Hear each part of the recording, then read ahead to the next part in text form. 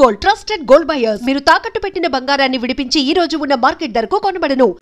నేను బేసికల్లీ నర్సీపట్నం ప్రాంతంలో పాములవాక గ్రామంలో పుట్టానండి. నా 10th క్లాస్ వరకు కూడా పాములవాక విలేజ్లోనే జరిగింది. మాదే 10th క్లాస్ వరకు ఫస్ట్ బ్యాచ్. నేను మా బ్యాచ్లో ఒక 23 మంది స్టూడెంట్స్ ఉండేవాళ్ళని. వాళ్ళందరిలోనూ నేనే క్లాస్ టాపర్ని అవ్వటం, అది కూడా 2nd డివిజన్లోనే పాస్ అయ్యాను. ఆ తర్వాత ఇంటర్మీడియట్ నర్సీపట్నంలో బైపీసీ గ్రూప్లో జాయిన్ అయ్యి, బైపీసీ గ్రూప్ అంటే అంత ఇంట్రెస్ట్ ఉండేది కదా యాక్చువల్గా. ఆ టైంలో నాకు ఎందుకో ఈ గాంధీజీ, తర్వాత ఈ నెహ్రూ లేదా ఈ సుభాష్ చంద్రబోస్ ఇటువంటి జాతీయ నాయకుల గురించి చదవటం నాకు ఇష్టంగా ఉండేది. నేను లైబ్రరీలో కూర్చొని వాళ్ళకి సంబంధించిన బయోగ్రఫీస్ అవి ఎక్కువగా చదువుతూ ఉండేవాడిని. సో అది క్రమేణా ఏమైందంటే ఈ ఇంటర్మీడియట్లో నేను బాటనీలో తప్పాను, ఫెయిల్ అయ్యాను. సో ఫైనల్గా ఇంకా అప్పుడు ఆ తర్వాత నేను చాలా బాధపడుతున్న టైంలో అప్పుడు ఏడ్చాను బాగా, ఇంటర్ ఫెయిల్ అయ్యాను. మా నాన్న నన్ను మందలించి, లేదు వరదలు వచ్చి మన పంట అంతా కొట్టుకుపోతే మనం ఏడుస్తూ కూర్చోం కదా, మనం మళ్ళీ తర్వాత పంట వేస్తాం, అదేవిధంగా నీ చదువు కూడా అలాగే ఉండాలి, ఒక్కసారి ఫెయిల్ అయినంతట్లో అక్కడ అయిపోకూడదు అనేసి తను మోటివేషన్ ఇచ్చారు. దాంతో ఆ మోటివేషన్తో నేను కొద్దిగా ముందుకు వెళ్ళడం జరిగింది. కాకపోతే ఆ తర్వాత ఏమైందంటే ఇంటర్మీడియట్ తర్వాత నేను విశాఖపట్నం వెళ్ళి విశాఖపట్నంలో డాక్యార్డ్లో పనిచేసేవాడిని. అక్కడ మీరు మధ్యలో కొంతగా టీచర్గా కూడా చేసినట్లుంది కదా? అవునండి. ఇప్పుడు ఈ ఇంటర్మీడియట్ ఫెయిల్ అయిన తర్వాత డాక్యార్డ్లో లేబర్గా పనిచేశాను.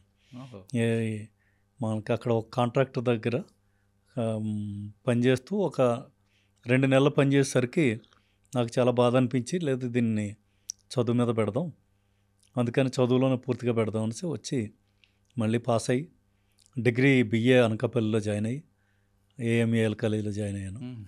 ఆ తర్వాత కాలేజ్ ఫస్ట్ వచ్చాను.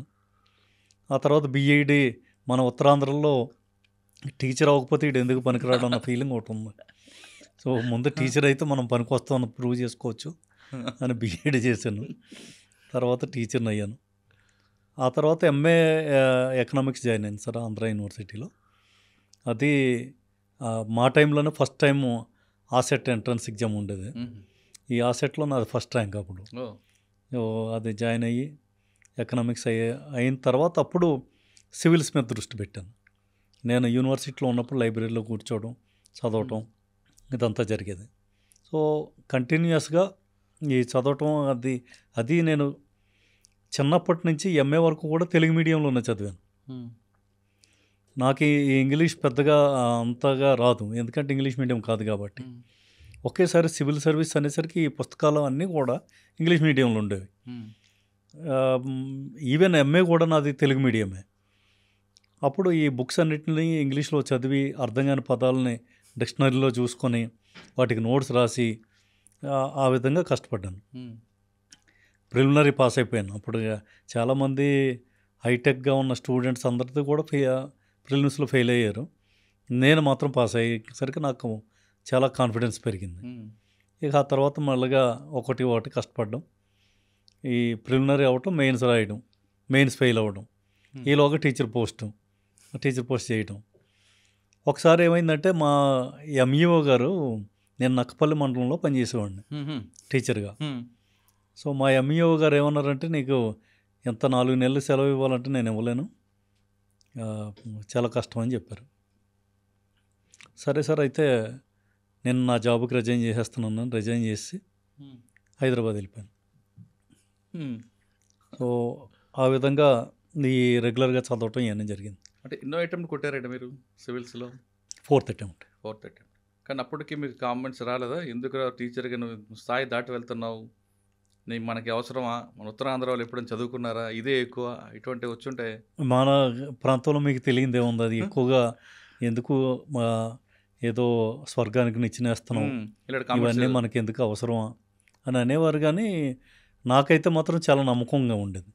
అంటే మీకు ఒక అపచయం, మీకు ఇన్ని విజయాలకి ఒక నాంది పలికింది. ఇంటర్మీడియట్లో ఫెయిల్ అవ్వడం, అవును, ఆ పట్టుదల ఈ స్థాయికి, ఆ పట్టుదల ఇదంతా తీసుకొచ్చింది. Correct sir. సివిల్స్ రాశారు సార్. రాసిన తర్వాత 4th అటెంప్ట్లో మీకు ర్యాంక్ వచ్చింది. తర్వాత మీకు యూపీ కేడర్ అలాట్ అయిందా? కేడర్ అలాట్మెంట్లో యూపీ క్యాడర్. ఓకే.